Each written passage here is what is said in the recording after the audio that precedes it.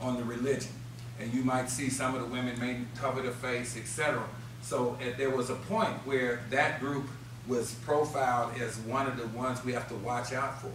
And the way that I explained to them is I said, you have Pentecostal people in this country who have a very strict view of Christianity, but they're not violent. And people with strict views of their religion doesn't necessarily make them a terrorist. What you want to look for is people trying to blow things up, people trying to kill other people gratuitously, to leverage it for a political ideology. That's what you're looking for. But what we see is that I think there's been so much money donated, or not donated, but so much money allotted to the war on terror that you got to find terrorists. So what we've seen is, and you might remember this kid from Italy, Texas, that a few years ago had been coerced into pushing a button to blow up downtown Dallas.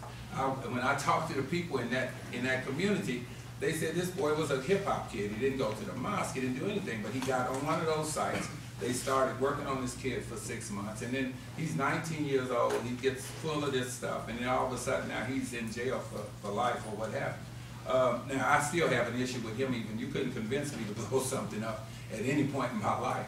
But I understand the vulnerability of the youth, because youth have, they see things, as their first experience or what have you, and so they get caught up with that type of thing. But all of these things have been impacting our community.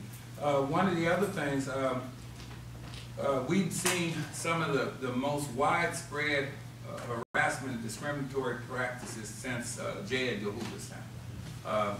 This is, I hate to talk about it in a negative way, because sometimes they feel like you're attacking law enforcement, but I'm not doing that. But I do want to bring something to mind. I remember during the Civil Rights Movement how the FBI used to send their agents into black churches to scare those people half to death from participating in the Civil Rights Movement, and how those things impacted us. So it has a long history of it. There's also law enforcement practice. There are a lot of the profiling that we see, and a lot of the Islamophobes, as they are called, the people who go around from town to town preaching about how bad the Muslims are and they're coming to take over, and watch out, they're going to bring Sharia law, etc., etc. That this type of mentality is also seeping into the government, and this is the dangerous part, because it started to impact laws. So you find in some of the states, you have this wave. Probably in 30 states, we've had 50 anti-Sharia law campaigns initiated to date. Some of the more vitriolic laws have been in Tennessee, Florida. When Tennessee was probably the worst I've heard, where they are making it a felony for anybody who practices Sharia. Now, understand what Sharia is, and I'm going to try to give you the quick and the down and dirty, the easy one. Sharia is not a law, number one. It's like the underpinnings of the faith. It's like treating your neighbor, piety to parents, praying every day, how you're born, how you die, how you position to death, your marriage. It's everything that you do. So it's like, if you live by the Bible, you say thou shalt not kill. There's nothing there's nothing in the government. There's nothing in law that says thou shalt not kill. But those laws may emanate from that place. It may become, murder one, murder two, or what have you. So there are laws that may have some foundation in it, but it's not a law. There's no codified book of articles or sets of laws that this comes from. So this is a non-existent threat. And it doesn't impact anybody except those people who are Muslims, who are practicing Muslims, who want to live by it. Did you have any? Oh, I thought you had hand. You were doing like this. You're right. So, I almost bought something one time, scratching my nose.